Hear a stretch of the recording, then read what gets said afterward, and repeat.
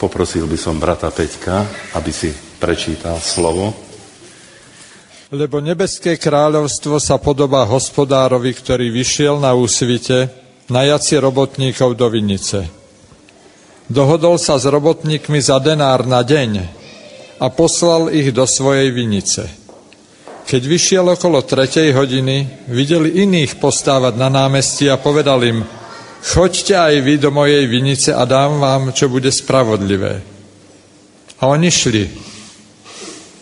Znova vyšiel okolo 6. a 9. hodiny a urobil tak isto.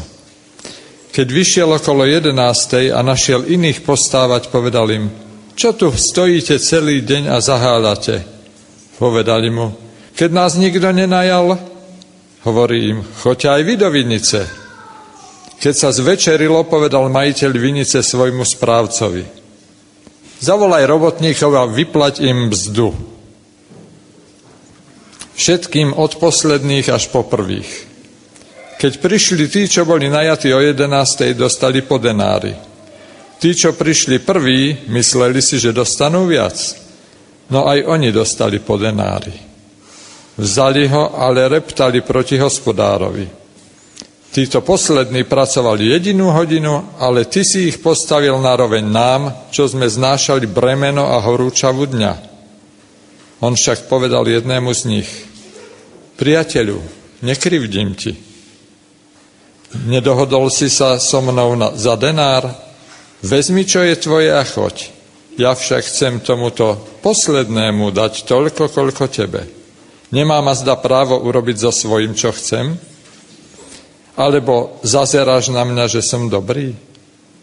Tak budú poslední prvými a prví poslednými. Čo myslíte? Istý človek mal 2 synov. Prišiel k prvému a povedal: syn môj, choď dnes pracovať do vinice. Ale ten mu odpovedal: nechce sa mi. Neskôr to však oľutoval a šiel. Prišiel teda k druhému a povedal to isté. Ten síce povedal: idem, pane, ale nešiel. Kto z tých dvoch splnil otcovú vôľu? Povedali prvý. Ježiš im odpovedal: amen, hovorím vám, že colníci a neviestky vás predchádzajú do Božieho kráľovstva. Lebo Ján k vám prišiel cestou spravodlivosti, no neuverili ste mu. Ale colníci a neviestky mu uverili. Vy ste to videli, ale ani potom ste neprejavili ľútosť a neuverili ste mu. Počujte iné podobenstvo. Istý hospodár vysadil vinicu, ohradil ju plotom, vykopal v nej lis a postavil väžu. Potom ju prenajal vinohradníkom a odcestoval. Keď sa priblížil čas oberačky, poslal k vinohradníkom svojich sluhov, aby prevzali úrodu.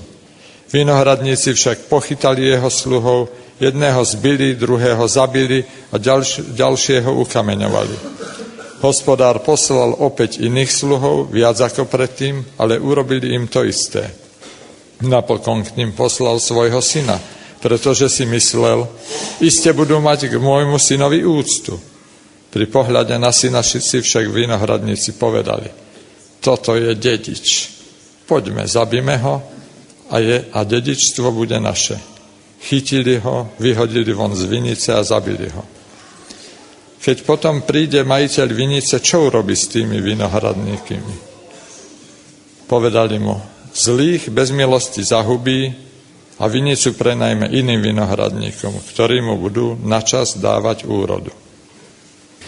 Skloníme svoje hlavy. Budeme sa modliť. Z celého srdca ti ďakujeme, náš drahý nebeský Oče, že si poslal na tento svet svojho milovaného syna. Ďakujeme, že si neposlal len nejaké nové učenie pre nás, ale si ho poslal ako dobrého pastiera. A on volal a zvolával ovečky po mene. Klopal, išiel od dverí k dveri a klopal na dvere srdc. A tí, ktorí počuli tvoj hlas, otvorili svoje srdcia. A Pane, ty si vyzdvihol tieto ovečky z hlbín. Ty si ich postavil na skalu, obmyl si ich, očistil si ich Zaodial si ich rúchom spasenia. Ďakujeme ti, Pane Ježišu, že si ten dobrý pastier, ktorý zvolávaš svoje ovce aj dnes. A tak ťa pokorne prosím, aby si aj dnes sa dotýkal, aby sa aj dnes konkrétne veľmi osobne oslovoval každé jedno srdce. Pane, ty potrebuješ nás. Každého jedného potrebuješ. Každý jeden je potrebný na tom tvojom poli, na poli tvojho kráľovstva. Aby sme znášali snopy, aby sme pracovali na tom tvojom poli, aby sme mohli vydávať tie dobré výkony na záchranu mnohých ľudí. Požehnaj každé jedno srdce, požehnaj každého jedného poslucháča, ktorý je tu a prosím, daruj tú milosť, aby každý počul tvoj hlas. V tom drahom mene Pána Ježišovom. Amen. Milovaní bratia, sestry, drahí priatelia, moje srdce je naplnené veľkou radosťou a vďačnosťou.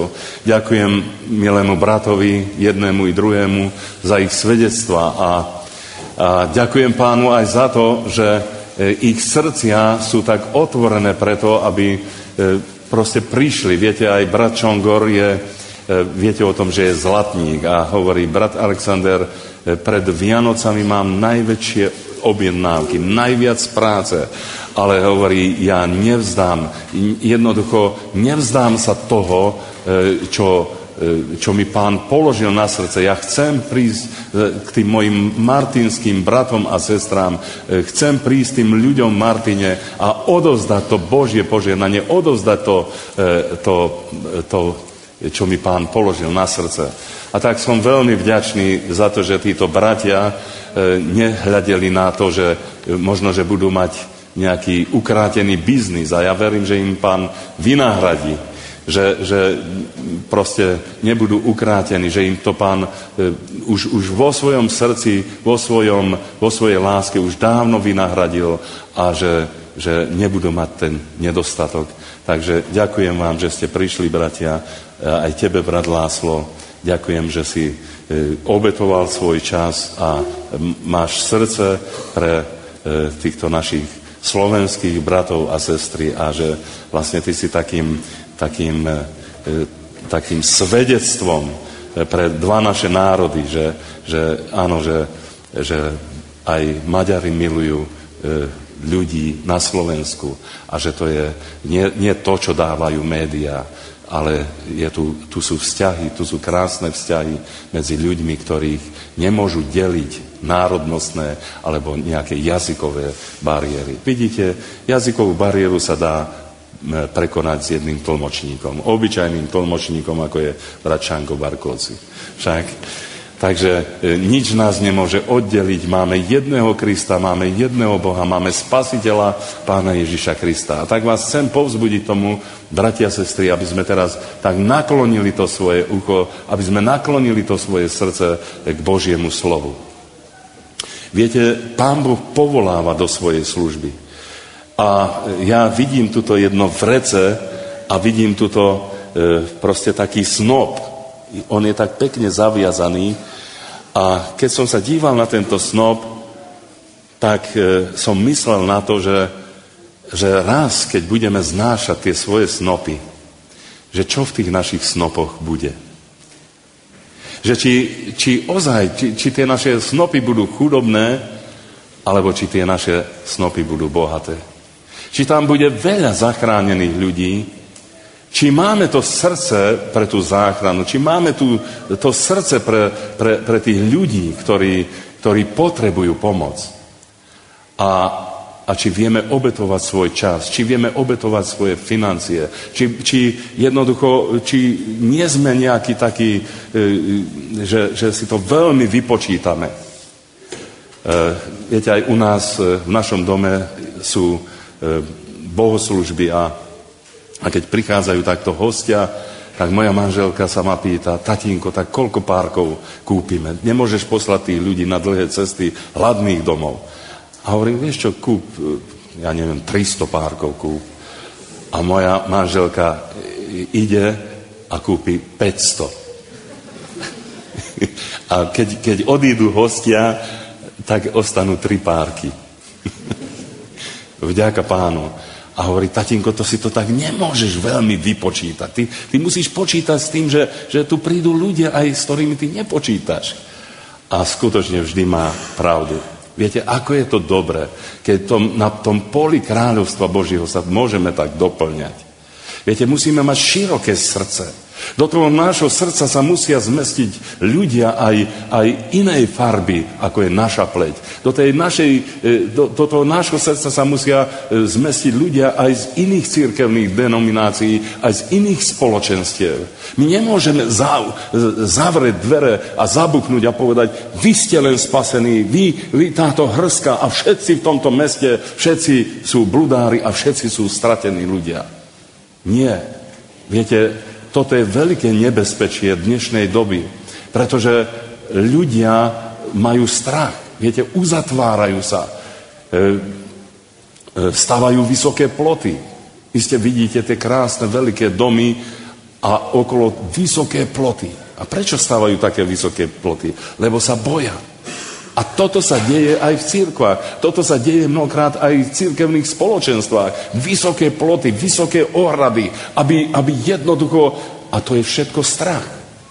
Ale dokonalá láska, čo robí? Vyháňa tento strach. Ty musíš mať dokonalú lásku vo svojom srdci, aby si miloval Pána, aby si nemal strach, aby si nestával ploty. Viete, a potom, keď už si postavíme taký plot, tak máme taký dojem, že to, čo je ohradené, to je naše. A viete, čo je naše?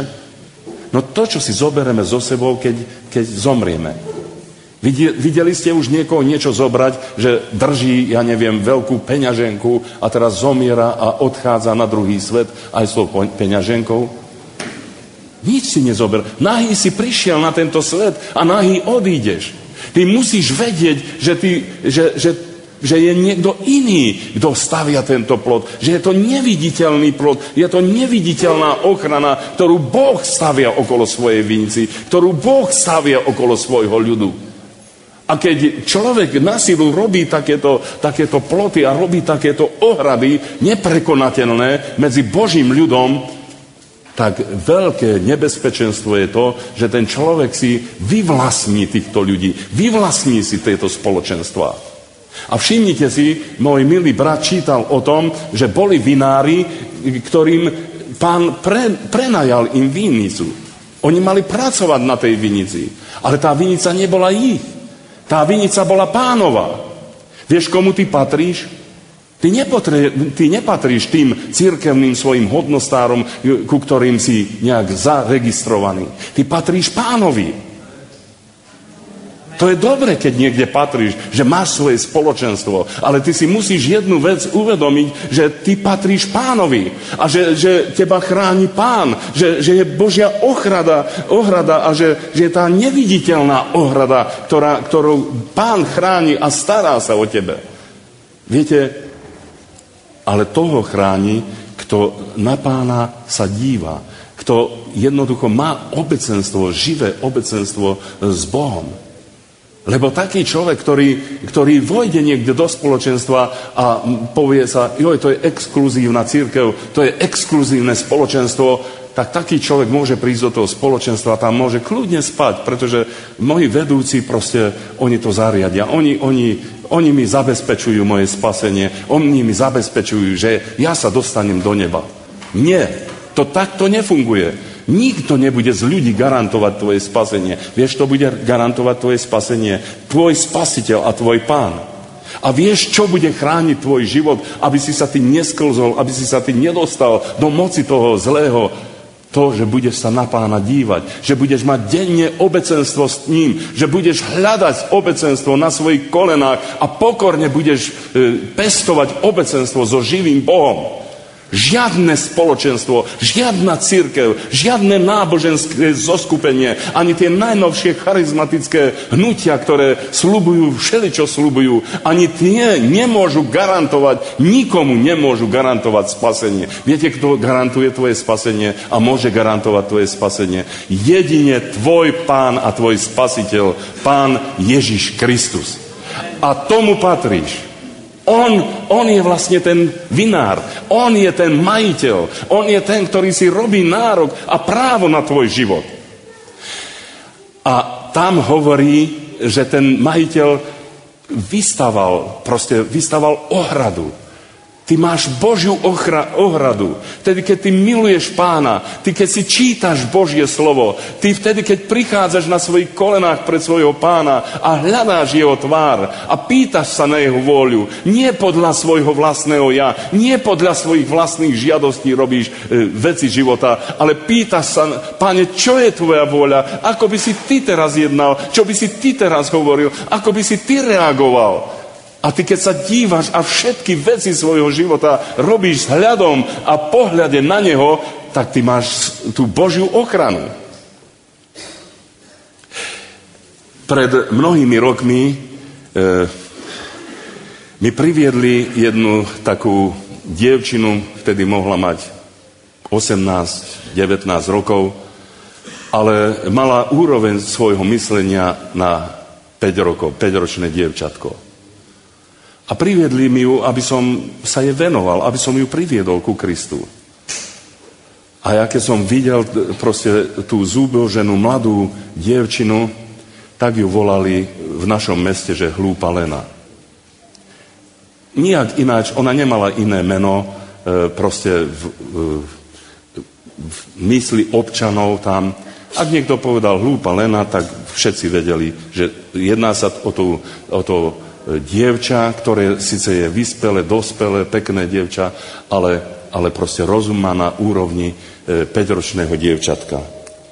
A keď ju doviedli ku mne, tak som si povedal, Pane, čo ja môžem, čo odo mňa vlastne chceš? A oni mi povedali, priveď ju k Pánu Ježišovi. Tak som jej začal rozprávať o Pánu Ježišovi, o kríži, o spasení. Rozprával som jej, že čo Pán Boh urobil pre nás. A ona sa pozrela na mňa a s takým úpenlivým pohľadom, ako malé dievčatko hovorí, Ujo, ale ja tomu ničomu nerozumiem, čo ty hovoríš.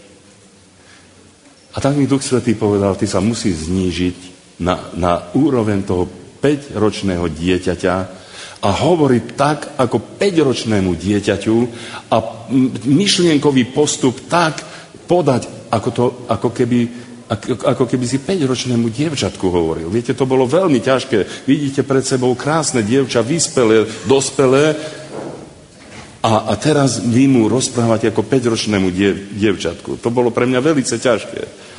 A tak som sa proste, našiel som tú odvahu a tak som jej hovoril, Lenka, toto a toto, takto, Pán Ježiš ťa miluje, vieš, on klope na tvoje srdiečko a ty máš tam nepokoj, tam máš veľa odmietnutia, veľa bolesti máš a ona tak kývala, že áno, mám tam bolesť, bolí ma tam a hovorím, a Pán Ježiš chce to všetko uzdraviť, tak mu otvor srdiečko, otvor mu tie dvierka na srdiečku a príjmi tohoto Pána Ježiša do svojho srdca. Chceš ho prijať? A ona hovorí, áno, Ujo, chcem ho prijať.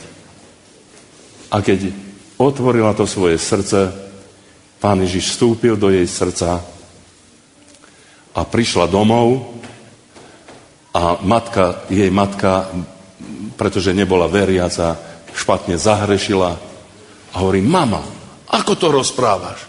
Nesmieš zarmucovať Pána Ježiša. A matka sa pozrie, kde si ty chodila? Kúra bude vyučovať tú sliepku. Však proste ty ma budeš tu vyučovať, čo ja mám hovoriť a čo nemám. A hovorí, ale aj tak, mama, to sa Pánu Ježišovi nepáči. Predstavte si, a teraz to dieťa začalo od tej chvíli, ten jej mozoček pomaličky sa začal odvíjať. Ona prežila oslobodenie a začal sa ten mozog uvoľňovať a naraz matka dostala strach.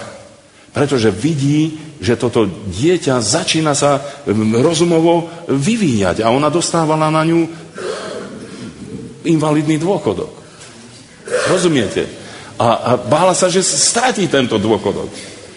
Tak hovorí, kto ti tieto myšlienky, kto ťa takto naočkoval, zaveď ma tam. No tak prišla mamička. A hovorím, aj vy môžete prijať Pána Ježiša do svojho srdca. A jej som zvestoval Pána Ježiša. A ona, viete, tak bola dojatá, plakala a hovorí, no, ja som ale veľmi hriešna. A hovorím, budem sa za vás modliť. Snáď Pán dá milosť, že sa vám otvorí vaše srdce. A viete, čo sa stalo? Po 4 rokoch od obrátenia tohoto jej dievčatka sa táto matka zomrela. Dieťa sa stalo úplnou sirotou. Ale už po 4 rokoch malo úroveň rozmýšľania toto dievča ako 15-ročné dievča.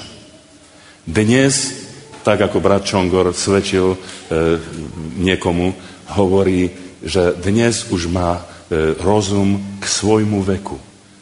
Viete si predstaviť, že tie poviazania, tie mnohokrát tie zviazané veci, ktoré diabol prináša do života človeka, tie zabrzdia človeka.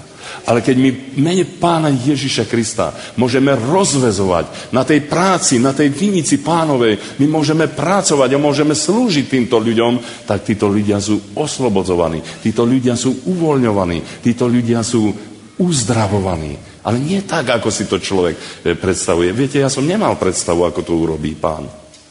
Ja som nemal. Keby mi niekto povedal, ty sa budeš modliť za ňu, bratčanko, tak ako ten zázrak bude fungovať, mňa sa nepýtajte, ja neviem. Ja mnohokrát neviem, či ten zázrak sa udeje za 5 minút, alebo či ten zázrak sa udeje za 5 rokov, alebo za 10, alebo 15 rokov. Podobný prípad sme mali v našom zbore. 9-ročného chlapčeka priniesli, vtedy prišli prvýkrát do nášho spoločenstva, priniesli 9-ročného chlapčeka, ktorý slintal, pokakával sa, pocikával sa a bol nemý. A hovorili, bratčanko, mohol by si sa modliť za toto dieťa? A ja som hovoril, samozrejme, môžem sa modliť. Ale ja som nemal predstavu, ako bude Boh konať, pretože Pán Boh ako koná, ako On chce. Ako On chce. Nie tak, ako my chceme. Staň sa tvoja vôľa, Bože. A ja som sa modlil za toto dieťa. A o nejaký čas matka hovorí, predstav si, už sa pýta na záchod. Už mi naznačuje, že chce ísť na záchod. Vďaka Pánu. Neskôr začal už hovoriť mama, oco. A dnes, keď už príde do nášho spoločenstva, rozťahne ruky a hovorí, šani báči. Viete, čo to znamená? Ujo Alexander. Vidíte? Nemý, poviazaný. Ale Boh má svoj čas.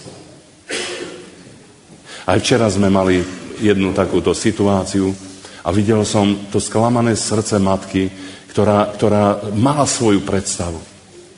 Ale ja vidím, že Boh konal, že sa Boh dotkol. Len človek nevidí. Viete, čo je to, čo víťazí nad týmto svetom?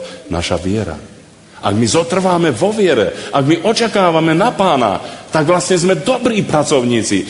Ten je dobrý pracovník, ktorý nie svoju vôľu presadzuje v cirkvi, nie svoje myšlienky, názory a svoje predstavy, ale čaká na Pána, lebo Pán vie, On pracuje, to je jeho dielo, to je jeho práca. To je práca Ducha Svätého. Ale človek si vyvlastní, urobí si takú ohradu a povie, ja budem na tomto smetisku kohútom a súdi tých druhých. A potom, keď prichádza Kristus, keď prichádza Pán Ježiš, ten syn, tak čo urobia s týmto synom? Nepustia ho dnu. Nie, my máme svoj spôsob, my máme svoju prácu, my máme svoj záujem, tá vinica je naša, to ovocie je naše. A čo ty tu hľadáš? A Pána Ježiša pošlu preč. Ani nevedia o tom. Urobia si svoju biblickú hodinu, urobia si svoje prednášky a povedia, my máme to svoje a nás to o druhé nezaujíma. Svoje. My máme to svoje. Bratia a sestry, chcem, aby ste si zapamätali, že vinica, aj tie drahé klasy, ak niekto sa cíti v tej žatve, že tie klasy patria Pánu Ježišovi. Že my patríme všetci Pánovi. My nepatríme človeku. Viete prečo? Lebo Pán Ježiš povedal, kúpení ste za drahú cenu. Nebuďte sluhami ľudí. Nebuďte otrokmi svojich spoločenstiev. Milujte svojich bratov, milujte svojich nadriadených, ale jednoducho nemôžete byť otrokmi týchto ľudí. Vy musíte vedieť, že máte všade svojich bratov a sestry, každej cirkvi, každej cirkevnej denominácii. Nehovorím, že všetci sú tí, ale sú všade tí, ktorí milujú Pána Ježiša z celého svojho srdca. Nemôžeme pestovať nejaký izmus, alebo nejaké, elitárstvo kresťanské. Neexistuje elitná nejaká cirkev, ani elitné spoločenstvo, aj keby sa tak volalo priam, ako v písme to čítame. Lebo hovorí aj písmo, meno síce máš, ale si mŕtvy. My nemôžeme zakladať na svojom mene, nemôžeme si vyvlastniť cirkev, nemôžeme si vyvlastniť spoločenstva. My musíme vedieť, že Boží ľud patrí Bohu. A že my máme bratov a sestry, ktorí sú v Kristu Ježišovi, ktorí v každom tom spoločenstve sú. Viete, keď som prvýkrát prišiel a pozvali ma bratia adventisti, tak hovorím, no kde ma ešte všade nepozvú? A manželke hovorím, no keď som odchádzal na tú evangelizáciu, tak hovorím mojej manželke, no maminka, tak to bude vrchol, keď ma pozvú ešte svedkovia Jehovo. A ona hovorí, no to sa môže stať. A viete, čo sa stalo? Prišli za mnou mužovia, bratia a hovoria, bračánko, nezlakni sa nás, my sme svedkovia Jehovovi. I hovorím, dobre, že ste povedali, už sa nebojím. A hovorím, a čo je vaše prianie? My počúvame cez internet tvoje kázanie. A Duch Svätý sa dotýka našich srdc. Naše zbory sú dotýkané tým tvojim kázaním. A my by sme chceli, aby si prišiel aj medzi nás. Aby si nám zvestoval pravdu. Halleluja. Vidíte, to je zázrak. Ja viem, čo vám hovorím, bratia a sestry. Vy nesmiete odsudzovať žiadne spoločenstva, lebo odsúdite si tam aj svojich bratov a sestry. Možno, že je tam záhrstka ľudí, možno, že je tam celá skupina ľudí, možno, že sú to všetci tí, ktorí patria Pánovi. Nemôžeš opovrhovať jeden druhým. Lebo Kristus, on zomrel za každého jedného. Ty musíš milovať tých ľudí, ty im prinášaj Krista. A niekto ti povie, no ale on má to. Viete, keď my sme mali problém s našimi deťmi, pretože moja dcerka mala jedno také slniečko, také ošúkané to bolo. Bolo to taký vankúšik, viete. Ja som jej to kedysi doniesol a ona to tak milovala, ten vankúšik, ona s tým chodila, ona to ťahala po zemi najprv a proste zodrali sa z toho chlpy, no to vypadalo to, ako keby sme na smetisku boli našli. Viete? Ale ona milovala to slniečko, ona milovala to ako svoju bábiku, ona s tým všade chodila. A prišla k nám taká vzácna návšteva, viete, a človek sa hanbí. Tak teraz predstavte si, ona donesie proste to ošúkané slniečko tam. A prišli bratia z Ameriky. Však. A chcel som jej to slniečko zobrať. Nie, nedám ti to je moje slniečko, to je najmilšia moja hračka, ty mi to neber. Vidíte? A ja som rozmyslel, čo urobím? Išiel som do obchodu a kúpil som jej krásnu bábiku. Taká, čo aj hovorí, aj plače, aj čo sa pocíka. Takú bábiku som jej. Doniesol som jej a hovorím, vieš čo, ak mi dáš to slniečko, ja ti dám túto krásnu bábiku. A hovorí, no, tu máš. Ale aká je milá. A zamilovala si tú bábiku. Už nikdy viac sa na slniečko nepýtala. Rozumiete? Vy neberte tým ľuďom to. Dajte mi niečo viac. Ak ty máš viac, tak im daj. A oni zahodia to, čo je ošúkané, to, čo nemá cenu pre nich, to, čo nemá hodnotu. Ale to, čo ty máš, ukáž, že to má hodnotu. Ukáž, že ty s tým vieš žiť. Ukáž, že to má takú vysokú hodnotu, že ťa to robí šťastným. A nie len teba, ale aj druhých to môže urobiť šťastným. To To je vlastne tajomstvo služby. Keď môžeme jeden druhého žehnať. Môžeme jeden druhého prijímať. Prichádza čas, bratia a sestry, keď Pán vytrhne. Viete, prečo Pán Ježiš Kristus hovorí, že prídem ako zlodej noci a zoberem si vás k sebe? Viete, prečo príde Pán Ježiš do cirkvi ako zlodej? On nepríde za pánom farárom, nepríde za pánom kazateľom, nepríde za šéfmi cirkvi a dajte mi zoznam, ktorí platili cirkevnú daň a ktorí prispievali. No tento veľa prispieval, no tento, ty máš prednosť, ty môžeš ísť. Nie tak urobí. Viete, čo urobí Pán Ježiš? On príde a ukradne si teba i mňa. Lebo môj šéf by ma nepustil. Lebo má zo mňa zisk. Lebo môj šéf ma strihá ako ovcu a má zo mňa svoj zisk. Vidíte, o toto ide. Toto je ten problém. To Pán Ježiš naznačil, že on poslal prorokov a hľadal, aby títo vinári dali ovocie, aby vydali počet, aby mohli ukázať to ovocie. Ale im nešlo o to. Im išlo o to, aby vinica bola ich. A týchto prorokov a týchto služobníkov zbili a týchto všelijak ich zohavili a vyhodili ich von z vinice. A nakoniec poslal svojho syna, poslal Pána Ježiša Krista a hovorí, snáď toho budú rešpektovať. Však pomyslí si, že to je syn toho nášho Pána. Budeme si ho vážiť a budeme s ním dobre zaobchádzať. A čo urobili? Pomysleli si, no toto nám ešte bolo treba. Toto je dedič. Zabíme ho. Keby Pán Ježiš Kristus prišiel na tento svet, keby prišiel, aby si zobral svoju cirkev, keby neprišiel ako zlodej, viete, čo by spravili s ním? Viete, čo by s ním spravili? Zabili by ho znovu. Ale ho zabíjajú aj dnes, pretože neprijímajú tých, ktorých Otec posiela. Neprijímajú tých, ktorých Otec posiela. A čo je to ovocie? O aké ovocie sa jedná? Čo chce vidieť Pán? Čo hľadá Pán z tvojho života? Aké je to ovocie? Čo chce, aby mu tí služobníci doniesli o tú správu? Ja keď prídem z Martina domov a padnem na svoje kolená, aké ovocie budem môcť ukázať? Čo môžem povedať môjmu Pánovi? Čo som doniesol? A viete, čo môžem povedať? Oče, tu je to ovocie.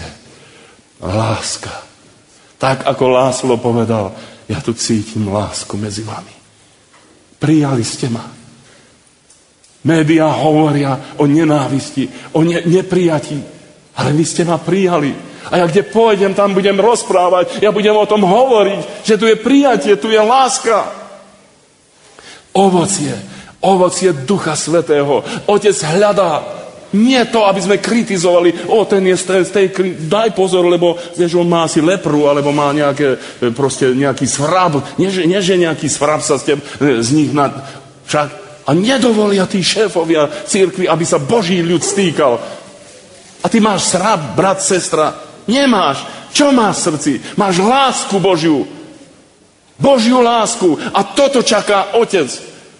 Odpustite mi, že takto otvorene hovorím. Ale nemôžem mlčať. Kto bude hovoriť za Božie srdce?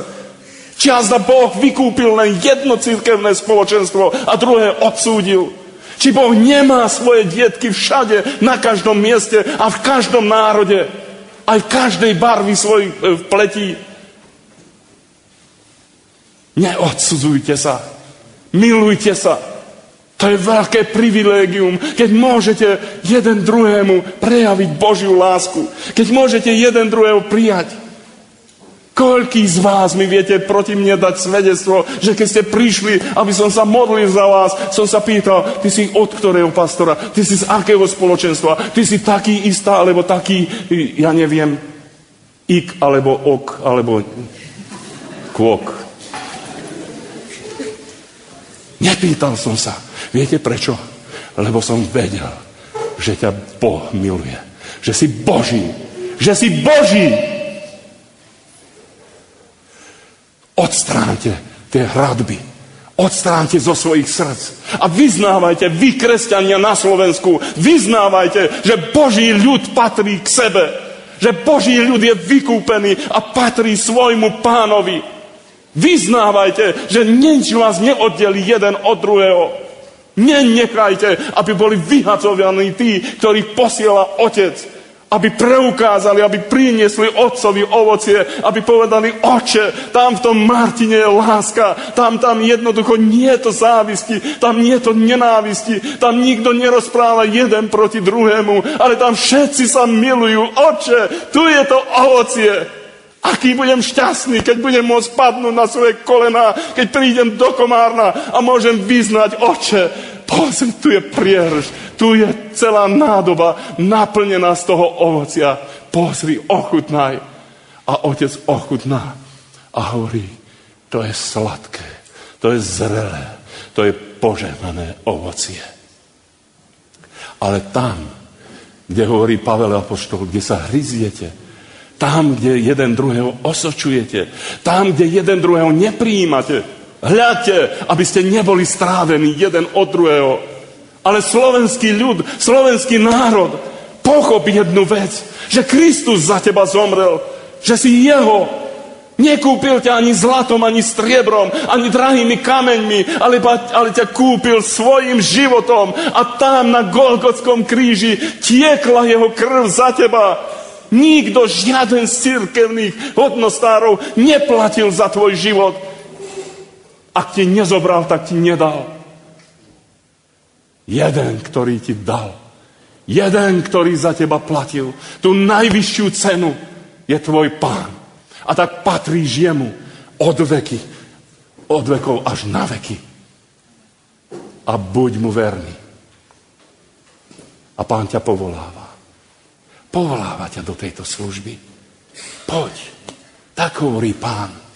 Poď a pracuj na mojej vinici dnes. Poď. Dnes ťa volám. Nie zajtra. A hovorí, boli dvaja synovia, ktorých takto povolával Otec a hovorí: synovia moji, choďte, pracujte na mojej vinici dnes. A jeden hovorí: nepôjdem. A potom oľutoval a išiel. A pracoval. A ľutoval, že zarmútil srdce svojho otca. A išiel a pracoval a unúval sa. A potom bol ten druhý. A hovorí: ja idem. Ale nakoniec nešiel. No ktorý vykonal vôľu svojho otca? Ten, ktorý sľuboval a nešiel? Alebo ten, ktorý zaváhal a nakoniec išiel a svoj život položil na oltár, aby naplnil vôľu svojho nebeského Otca? No ten druhý, tak bolo povedané Pánu Ježišovi. A hovorí: aj vy tak čínte. To si sa ma pýtal a hovorí: kto ti dal toto právo? Kto ti dal túto moc? Kto ťa k tomuto povolal alebo určil, aby si toto robil? Aby si hlásal evanjelium? Aby si vyhlasoval väzňom slobodu zo zajatia? Aby si skrúšené srdcia uzdravoval? Kto ti túto moc dal? A hovorím: nie človek. Lebo keby som to bol dostal od človeka a mne by sa lepšie darilo ako jemu, už by závidel. Už by závidel. Ja som to dostal od Pána. Pán mi povedal: choď a obviaž skrúšené srdcia, uzdrav tých, ktorí sú zranení vo svojej duši, prepusti zajatých na slobodu, vyhlás im slobodu a tých, ktorí sú slepí, otvorím oči, aby videli Pána Ježiša. Lebo jediná túžba bola toho slepého: o Páne, aby som videl. A keď otvoril Pán Ježiš oči slepého, čo bolo to prvé, čo on uvidel? Díval sa: hory, doly, aké krásne auto. Čo videl? Pána Ježiša videl. Otvorené oči. Vieš, keď budeš vidieť Krista, to bude veľká vec. To bude veľká vec. Keď uvidíš Pána Ježiša, uvidíš aj to všetko ostatné, čo máš vidieť. Vidíš? Preto Pán Ježiš nás posiela. Ale my musíme niesť to ovocie. My musíme prinášať to ovocie. My nie sme tu preto, aby sme len boli peknými tými viničmi, aby sme boli len tak zasadení a posadení, viete, do tej ohrady. Viete, veľa zrelých jablk pohromade začne hniť. Ak budeme kresťania, ktorí stále len budeme proste sedieť v jednom zhromaždení, môžete mať to najlepšie učenie, môžete mať tie najlepšie spôsoby, môžete mať najlepšiu choreografiu toho priebehu bohoslúžieb, ale počasí začnú problémy. Začnú problémy. Viete, čo mi povedal môj múdry otecko, ešte keď žil? Syn môj, tam, kde sú ľudia, čo len dvaja, tam už sú problémy. Chod na cintorín, tam nie sú problémy. Tam je ticho, tam je všetko už na pokoji. Ale tam, kde sú dvaja ľudia, tam sú problémy. A viete, prečo Pán Ježiš hovorí, chodte. Nie to povedal, sadnite si. Sadnite si do zhromaždenských hlavíc a počúvajte. A kazateľ vám bude si drať zadok, bude mať vydraté túto vyšúchané nohavice proste a bude vám čítať, bude vám kázať a bude vám rozprávať a vy budete sedieť a zývať a spať. Nie toto bola myšlienka Pána Ježiša. Čo povedal Pán Ježiš? Chodte. Choďte do celého sveta a kážte evanjelium každému stvoreniu. Nemyslíte si, keby si našiel aj ten najlepší a najkrajší zbor, nemyslí si, že to je už koniec. Ty si tam len na školení. Skončí školenie, vstávaj, ber pútnickú palicu a choď. A zvestuj evanjelium. My nie sme na to povolaní, aby sme si sadli do cirkevných lavíc a obdierali cirkevné lavice. Nie sme tu preto, aby sme každý jeden druhému chrbát otočili, ale sme tu preto, aby sme si jeden druhému slúžili, aby sme klakli na svoje kolená, aby sme umývali nohy svojich bratov a svojich sestier. Preto sme tu poslaní. To je Božie poslanie pre nás, aby sme slúžili jeden druhému. Kto si prišiel za mnou a hovorí, bratčanko, vieš, ja som všetko dal Pánovi.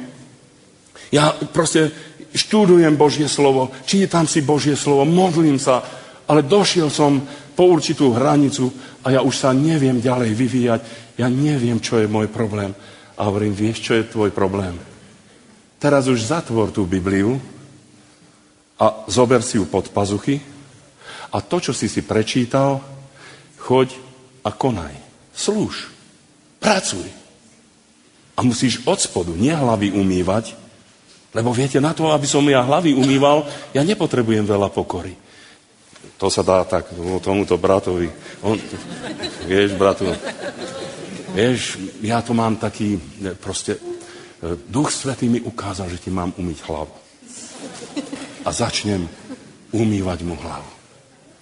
Viete, odvolávajú sa mnohí na Ducha Svätého a robia nedobyzeň. Mnohokrát zarmucujú Ducha Pánovho, Ducha Svätého, mene Ducha Svätého zarmucujú Ducha Svätého.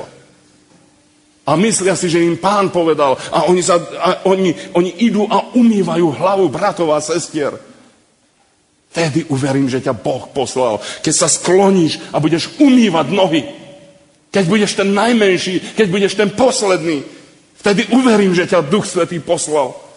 Ale keď ty budeš si len svoje pozície hľadať a budeš sa na to dívať, že ako sa na teba ľudia dívajú, neverím, že si Bohom poslaný a neverím, môžeš byť tej najexkluzívnejšej spoločnosti. Pán ťa potrebuje. Pán chce a volá ťa. A teraz vidím ľudí, vidím tu mladých ľudí, vidím tu deti, vidím tu mládež, vidím tu strednú generáciu, vidím tu zrelších ľudí, ktorým už šediny zdobia hlavu, ako aj mne. A vidím tu aj starších. Všetci ste potrební. Ja vám prinášam dobrú zvesť. Pán Ježiš ma poslal, aby som vám povedal, že on vás potrebuje. Drahý brat, drahá sestra, drahý priateľ, drahé dieťa, Pán Ježiš ťa potrebuje. Vieš o tom? Amen. Už teraz vieš, keď si doteraz nevedel. Pred asi 2 mesiacmi povolali ma v Maďarsku do jedného mesta. A hovorili, bračanko, Proste my sa modlíme a postíme sa za to, aby Pán doniesol slovo do nášho zboru cez teba. Nikdy som v tom zbore nebol, ani som nevedel, kde ten zbor je. Ale oni sa modlili, postili sa, volali na Pána. Hovorím, ako ste mali takú odvahu? Však ja mám 3 roky dopredu, 3,5 roka dopredu obsadené termíny a vy ste sa rozhodli, že budete sa modliť a postiť za to, aby som ja tam prišiel. Hovorím, ako si to predstavujete? Že oni veria, že ma Pán tam pošle. Hovorím, viera sa ľúbi Bohu. Hovorím, ten, kto verí aj také nemožné veci, tak iste sa to Pánu ľúbi. A hovorím, a brat moja, vedeli by ste sa aj v týždni zísť. Bratčanko, ak povieš, že pondelok o polnoci, tak o polnoci sa zíde celý zbor. Hovorím, to je veľké slovo. Tak hovorím, viete čo, bude to piatok. Piatok prídeme. A tak som naštartoval brata Čongora. A hovorím, Čongor, poď, bratu, ideme do žatvy. A tak sme prišli do jednej rodiny. Ten brat nás doviedol a hovorí, bračanko, sadni si za stôl. A chcel nás takto počastovať, aby sme mali silu na tú prácu, čo bude tam. A naraz vidím, ako dcérka vstala od stola a išla do kúpeľní. Ale žiadny rozhovor, nič ešte sa nedialo. Naraz stane matka spoza stola, ide do kúpeľní za dcérou. A hovorí svojmu mužovi, ja neviem, čo sa stalo. Ona plače a proste taká je ako nepríčetná, len plače, neviem z nej dostať slovo. Choď, porozprávaj sa s ňou. Ide otec, vráti sa bezradný a hovorí, no ani ja s ňou neviem ani slovo prehovoriť. Len plače a tak plače ako nad mŕtvým. A ja neviem, čo je s ňou. A ja hovorím týmto rodičom, upokojte sa. Ja viem, čo je. Duch Svätý zostúpil na ňu a bolia jej hriechy. Dívajú sa na mne. Ale bratčanko, ona sa nikdy takto neprejavila. Ona ani sme nevedeli, čo je v nej. Hovorím, ale Pán vie, čo je v nej. Pán vie, čo je v nej. Nechajte ju. Prišiel som tam do tej kúpeľni, položil som na ňu ruky a hovorím, neboj sa. Pán Ježiš ťa miluje. A Pán Ježiš za to zomrel na kríži, aby odpustil tvoje hriechy. Dúfaj. A potom odišiel som. Išli sme do zhromaždenia. Mal som krátke kázanie, ako aj dnes. Už by som mal končiť. A viete, čo sa stalo? Naraz začali plakať deti. Od 5 rokov až do 20 rokov všetká mládež, čo bola v tom zbore, všetko činilo pokánie. Plakali ako nad mŕtvým, tak plakali nad svojimi hriechami. A pamätám si v mojej pamäti, ako malé 5-ročné decko držalo takto za sukňu, cez sukňu stehno svojej mamy a hovorí, mami, poď, ja chcem byť spasená. A tam plakali deti, plakali nad svojimi hriechami a hovorím, Páne, čo sa tu deje? Všetci, celá mládež, všetci prítomní odovzdali svoj život Pánu Ježišovi. Minulý týždeň v stredu Čongor vie potvrdiť. Celý zbor, celá mládež, všetko to prišlo z tamtoho mesta, prišli do Komárna a videli sme tie jasajúce, tie jagajúce oči od tých najmenších až po tých najväčších. A kazateľ hovorí, Pán Ježiš navštívil náš zbor. My sme takí šťastní. My sme tak šťastní. Oslobodil nás, uzdravil nás. A prišli sme vám to povedať tu v Komárne. Celý zbor tých mladých, to všetko tam prišlo. A tak sme sa spolu radovali. Teda Pán Boh si nevyberá. Samozrejme, že som sa modlil aj s dospelými. Až do neskorej noci sme sa tam modlili. A mnohí boli spasení, mnohí boli uzdravení. Mnohí prežili oslobodenie, očistenie. Pán ťa potrebuje. Pán potrebuje v každom veku. Pán Boh vie používať aj deti. Niekde tam, kde slovo dospelých a múdrych a veľkých nepôsobí. Tam slovo dieťaťa. Jednoduché dieťa, bezbranné dieťa. Veríte? Boh cez jedno dieťa vie urobiť prebudenie. Keď som stával dom pri Banskej Bystrici, v Selciach som býval, a bola situácia, že moja manželka sa dostala do nemocnici a ja som bol nútený, aby som pokračoval tej stavbe a dcerku som držal, jednou rukou som držal dcerku a druhou rukou som mal lopatu a hádzal som do miešačky. A ona bola taká živá, hovorím, Zuzanka moja, dávaj pozor, drž tatínkovi rúčku. A tak som jednou rukou nahádzoval do miešačky a ona proste tam, viete, bolo to nebezpečné. Ale chcel som, aby tá moja rodinka mala kde žiť, mala kde bývať. A išla jedna suseda, viete, tam ďalej bývala od nás. Len tak som ju z videnia vydával tam. Proste nemali sme nič spoločné, predtým žiaden rozhovor sme nemali. A ona išla, viete, tak si ťahala si tú svoju nohu, pretože mala proste nejaké problémy, ochrnutú mala tú jednu nohu a ťahala si, išla tam hore po ceste a hovorí, pán sused, nemôžem sa dívať, že ako to robíte. Viem, že nemáte kde dať to dieťa. Ak mi dôverujete, ja vám zatiaľ, kým budete nahadzovať do tej miešačky a kým budete si robiť, ja vám postrážim to dieťatko.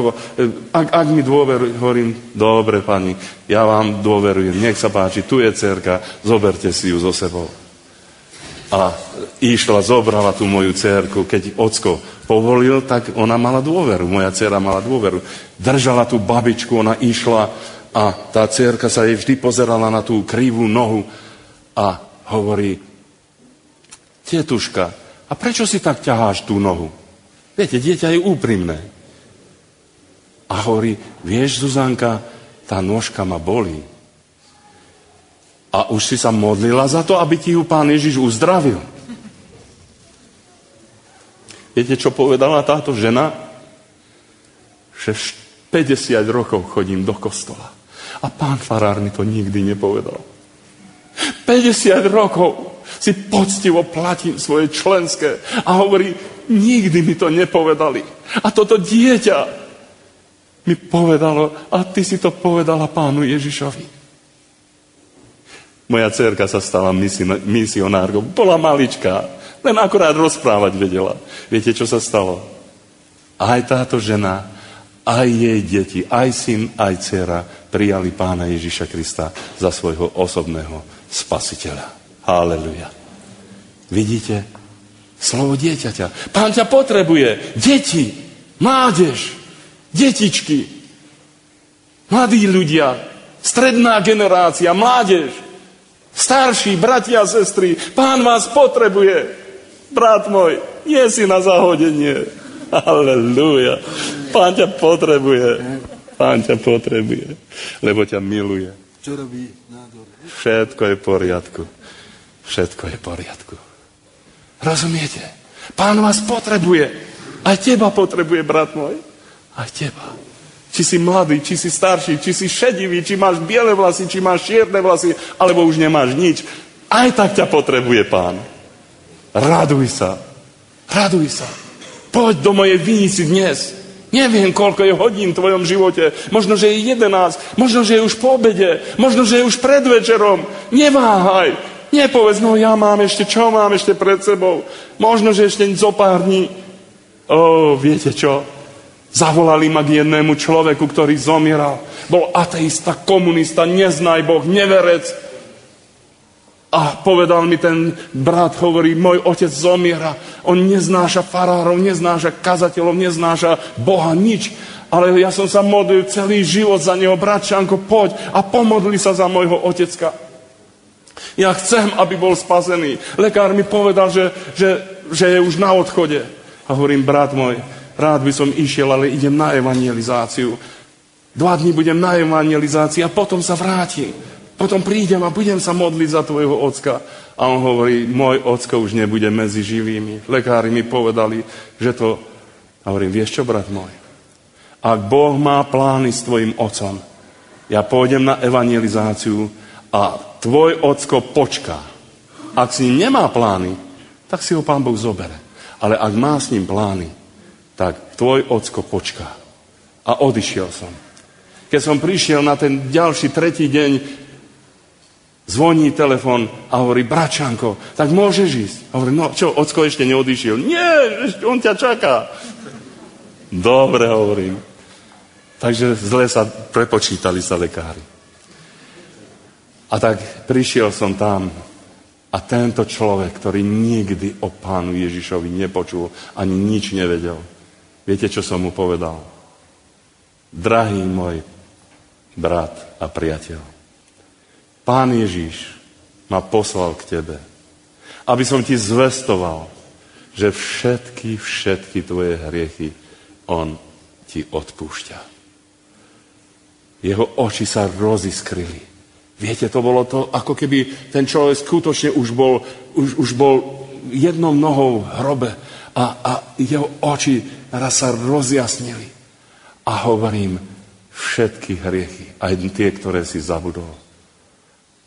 A chceš povolať Pána Ježiša, ktorý ťa takto miloval, chceš ho povolať do svojho srdca. Pomôžem ti, budem sa s tebou modliť. A pretože tento človek už nevedel len šeptom rozprávať, tak kývol mi hlavou, pretože bol v poslednom štádiu rakoviny.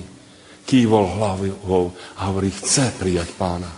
A hovorím, do každého slova, čo poviem na modlitbe, chyť sa, uchop sa toho slova, lebo každé to slovo je tvoje. Drž sa toho ako záchranného lana. A tak hovorím, Pane Ježišu, ďakujem ti, že si mi všetky moje hriechy odpustil. Že mi to zvestuješ skrze tohoto tvojho služobníka. A ďakujem, Pane Ježišu Kriste, že klopeš na moje srdce. Odpusť mi, že toľké roky som ťa nechal vonku za dverami. Prosím ťa, vstúp do mojho srdca. A keď som to povedal, on rozžiarenou tvárou bolo vidieť, že pokoj Boží vstúpil do jeho života. Potom som odišiel. Požehnal som ho, povzbudil som ho a odišiel som. A viete, čo sa stalo? Povedal svojmu synovi, poď, niečo ti poviem. A šepká mu, pokiaľ budem žiť, sa budem za tohoto Božieho muža modliť. Pokiaľ budem žiť. Lekári povedali, už končí. Viete čo, to boli posledné chvíle jeho života. On ešte vstúpil do práci. On povedal, ja sa budem modliť za tohoto Božieho muža. To je skutočne Boží muž.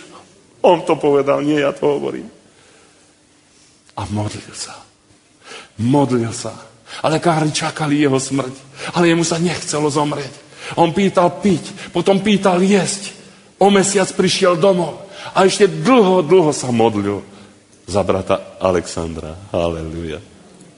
Vidíte, Boh potrebuje aj taký, ktorý aj v poslednej chvíli, ktorý myslí si, že už sú spočítané tvoje dni, možno sú spočítané tvoje hodiny. Boh ťa potrebuje, to je tá dobrá správa. Boh ťa miluje, on zaplatil za teba.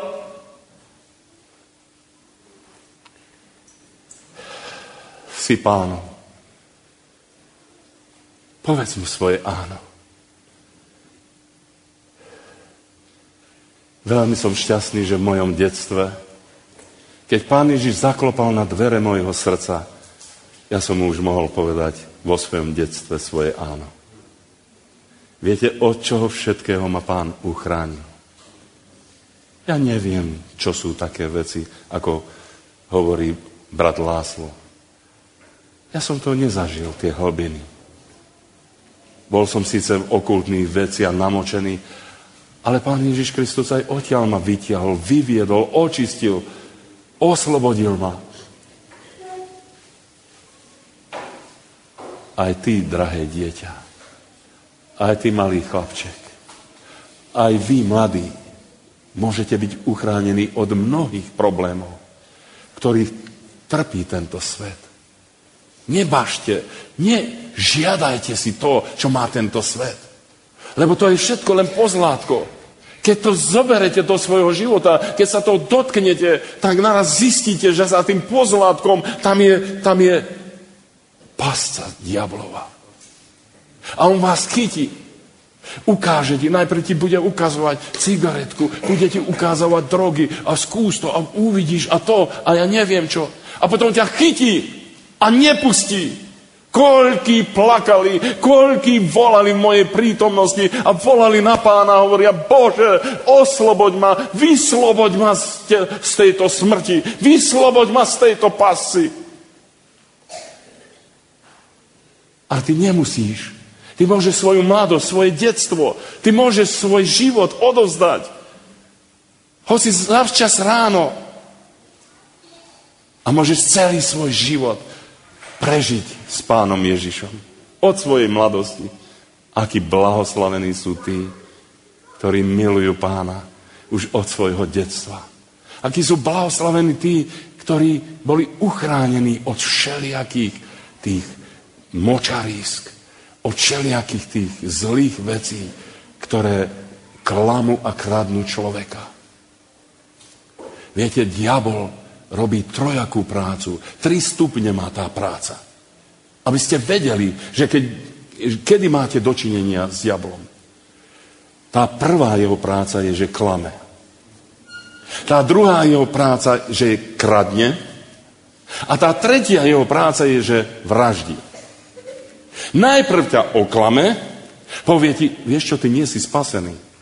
Vieš čo, to nestačí, že Kristus za teba zomre. Musíš ešte toto a musíš ešte tamto a musíš ešte hento. Nestačí, že za teba Pán Ježiš zaplatil. Nestačí. A potom ty spochybnieš, som spasený, nie som spasený. Musím ešte nejakú jogu cvičiť k tomu, alebo čo? Lebo niektorí všeličo miešajú, východné náboženstva, všelijaké praktiky do toho miešajú. A myslia si, že tým vylepšia to svoje spasenie. A ja vám musím povedať, že to je klamstvo satanovo. Najprv ťa oklame. A potom, keď ty necháš sa oklamať, tak spochybníš o svojom spasení, začneš pochybovať, som spasený, nie som spasený, učinil to Pán, neučinil to Pán. A diabol, viete, čo urobí? Ukradne ti to spasenie. A potom, keď ti už aj ťa oklamal, aj ťa okradol, potom vieš, čo urobí? Povie, pozri, tam je povraz, choď a obez sa. Potom už vraždí. Alebo vyskoč von z okna. Alebo ja neviem, čo všetko. To je diablová práca. Práca satana je oklamať, okradnúť a zabiť. Teda, ak budeš vidieť, že ťa diabol klame, že prichádza a šepká ti veci, ktoré nie sú z Božieho slova, o ktorých Kristus nehovoril, nenechaj sa oklamať. Nenechaj sa okradnúť a nenechaj sa zavraždiť. Ty poď a nasleduj Pána. Pán Ježiš hovorí, choď a pracuj na mojej vinici. Kedy? Zajtra? Dnes. Dnes, keby ste počuli jeho hlas. Dnes, keby ste počuli jeho slovo. Či je to ráno pre niekoho, či je to už o 11:00, alebo je po obede o 3:00, alebo už pred večerom. Nezatvrdzuj svoje srdce. Pán ťa potrebuje. Aj keby v poslednej chvíli tvojho života ešte stále ťa Pán potrebuje. A budeš mať jednu odplatu. 1 denár. A viete, čo je ten 1 denár? To je mzda celého dňa. Keď si tam v rohačkovej Biblii vzadu prečítate tie miery a tie hodnoty, tak tam nájdete, že 1 denár to bola mzda jedného celého dňa ťažko pracujúceho človeka. Teda aj keď chvíľu budeš pracovať, Pán ti dá celú mzdu celodennej práci. Lebo on má tak veľkú lásku. On ti nepovie, no za to, že si sa len v poslednej chvíli rozhodol, za to, že si tak váhal, no za to ťa vytresem teraz a dostaneš len 4 denára. Nie, dostaneš celý denár. Taký je dobrý tvoj Pán.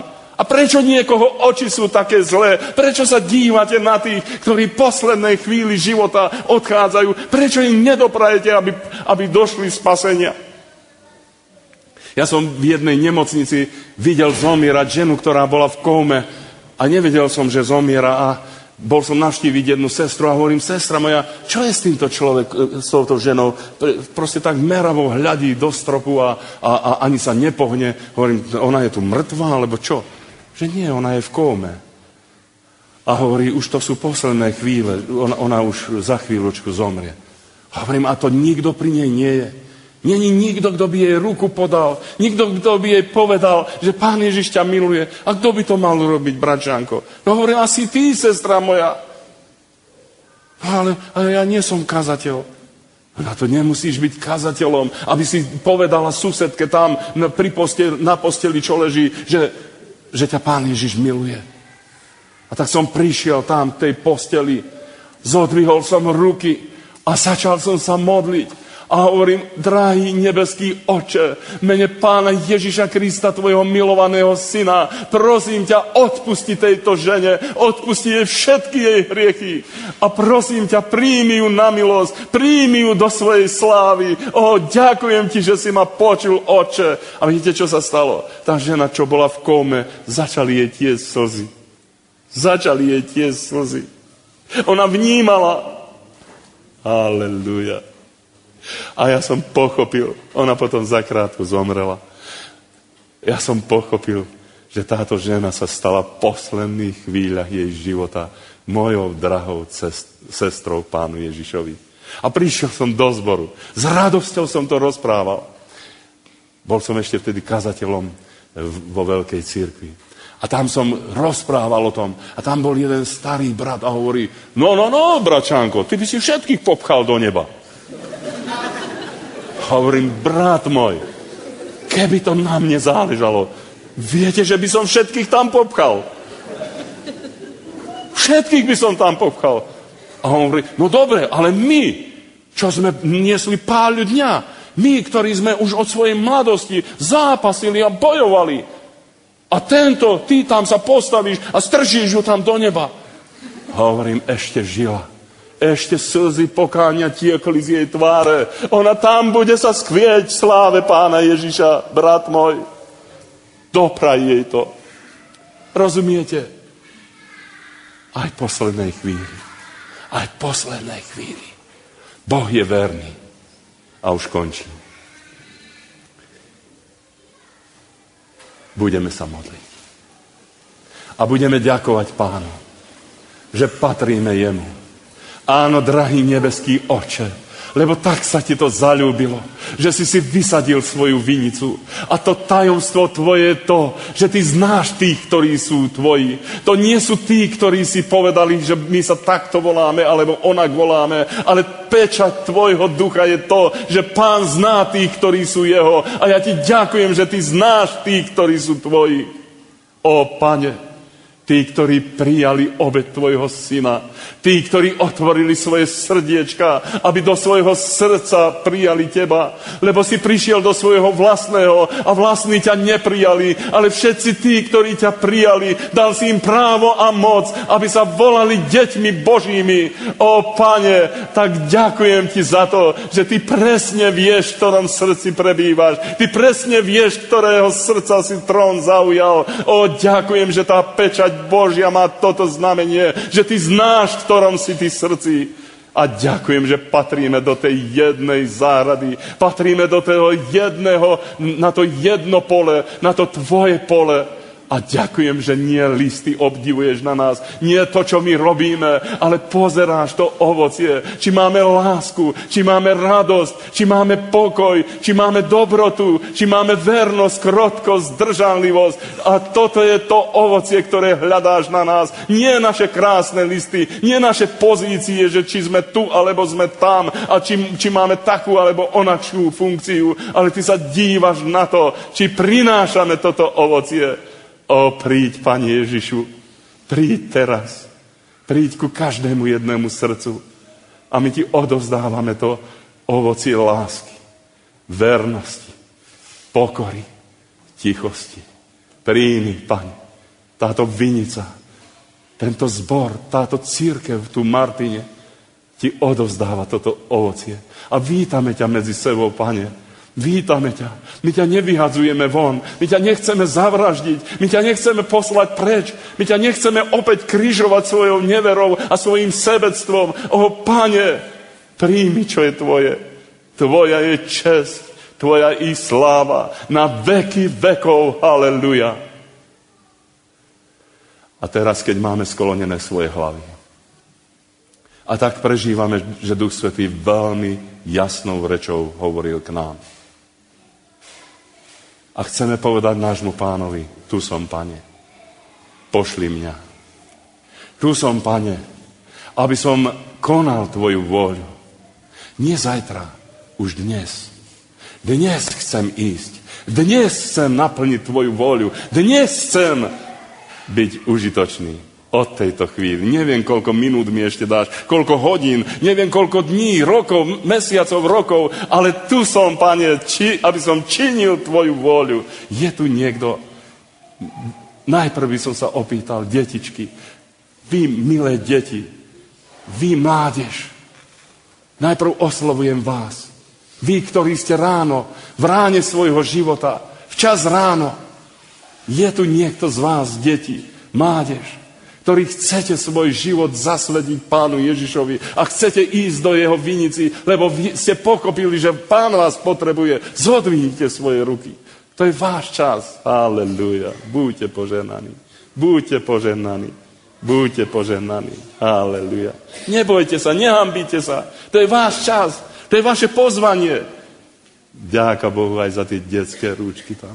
Vďaka Pánu. Halelúja. Halelúja. Oh, halleluja. Halleluja.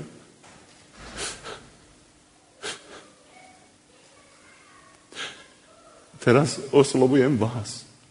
Vy, v strednej generácii. Oslovujem vás, ktorých už hlavy zdobia šedí. A ktorí máte už veľkú časť dňa za sebou. Volá vás Pán Ježiš. Chcete ísť do jeho vinici. Pán ťa potrebuje. Tak hovorí Pán Ježiš. Prosím ťa. Na mieste Kristovom ťa prosím. Zmier sa s Bohom. Pán ťa potrebuje. Je tu niekto, kto chce svoj život zasvetiť Pánu a chce povedať, Pane Ježišu, ja od tohto dňa, ja chcem celým srdcom teba nasledovať, teba milovať. A chcem zbytok svojho dňa stráviť tej tvojej vinici a pracovať na tvoju česť a na tvoju slávu. Je tu niekto taký? Zodvihnite svoje ruky. Buďte požehnaní. Halleluja. Buďte požehnaní, vy otcovia, matky. Buďte požehnaní, vy, ktorí dávate toto rozhodnutie a kladiete svoje životy na oltár. Buďte požehnaní. A teraz sa pýtam vás, vy, ktorí už ste vo svojich šedinách. Vy, ktorí vnímate večer svojho života. Vy, ktorí tak prežívate, že neviete ešte koľko dní, možno koľko rôčkov ešte vám Pán pridá, ale môžete mysleť aj na to, že v krátkom čase vás môže Boh odvolať.